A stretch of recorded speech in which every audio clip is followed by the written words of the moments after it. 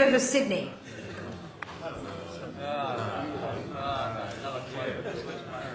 What's Clover want today?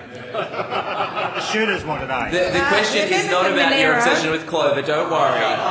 Here we go. Members should not interject before the members even ask their question, government benches. This member will be heard in silence.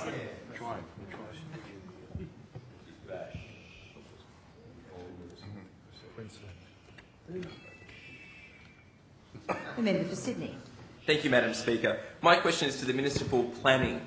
With Inner Sydney the focus of urban growth, will the government ensure future development provides social infrastructure including childcare, high schools, open space and affordable housing for the projected and existing adjacent populations? Thank you. For the Minister for Planning. Well, thank you, Madam Speaker, and I thank the member for Sydney for his question. It's finally a question about planning, which is music to my ears after 5 months in the job. I had a single question from a single question from the Labor Party, so I very much welcome the question from the member. Regrettably, though, the member misunderstands the government's priorities. The premise of the question is that the Sydney CBD is the focus of the government's urban renewal program, and I guess, as all good members do, the member for Sydney thinks that the CBD is the centre of the universe. But those caught up in that, inner city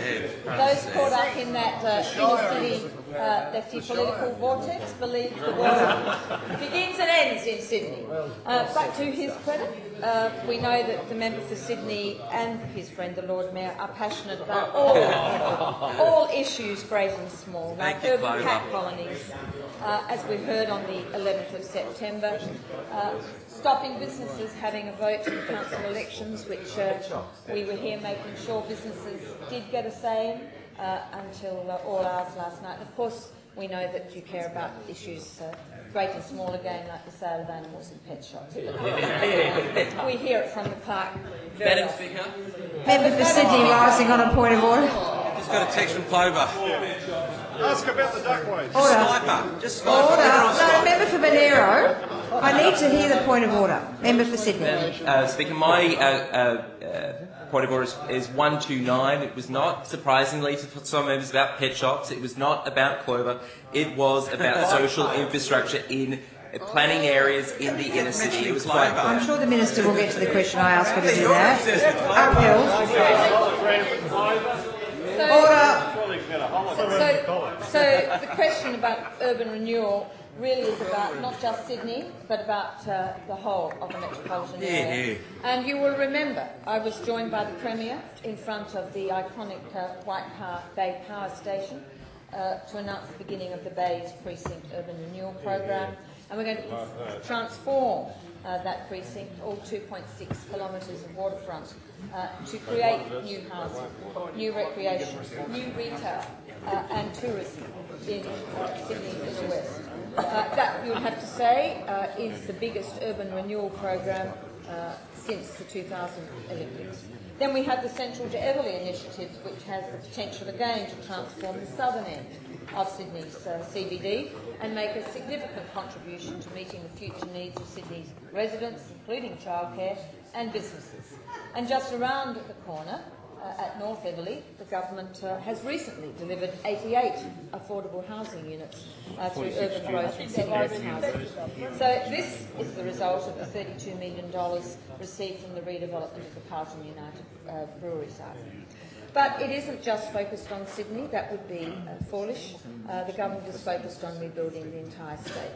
After 16 very long years of Labor neglect and incompetence, New South Wales is finally on track again. We are transforming New South Wales by planning for the future of major centres outside the CBD to take the pressure off that CBD. We are recognising Parramatta's destiny as Sydney's second CBD. With an outstanding local member, Jeff Lee, we're building Parramatta into an economic and residential centre and powerhouse by breathing new life into that city. Take the transformative urban renewal project of Parramatta North, which is a groundbreaking project that will put heritage and homes side by side and open up access to some of Australia's most exciting urban heritage assets to the community. So we are a government that is planning for the future, a future of extensive population growth, and the recent announcements of the urban activation precincts at Kellyville, at Bella Vista and at Showground in Castle Hill are part of that. Precincts that could support 190,000 additional jobs, 12,000 new homes with a mix of housing types including townhouses, detached homes and apartments. Madam Speaker, the current program of urban activation precincts has the potential to provide more than 54,000 new homes, jobs and infrastructure. 54,000 new homes near jobs, 54,000 new homes near transport links, and 54,000 new homes to add to the 100,000 new homes that have been built since we came to office. So this is a government that is cleaning up the mess and the failure to plan for Sydney by a Labor Party that had no solutions. Madam Speaker, the member for Sydney can see, I think, from this answer that there is a world beyond the cycleways and cat colonies. The world outside. Well said, Minister.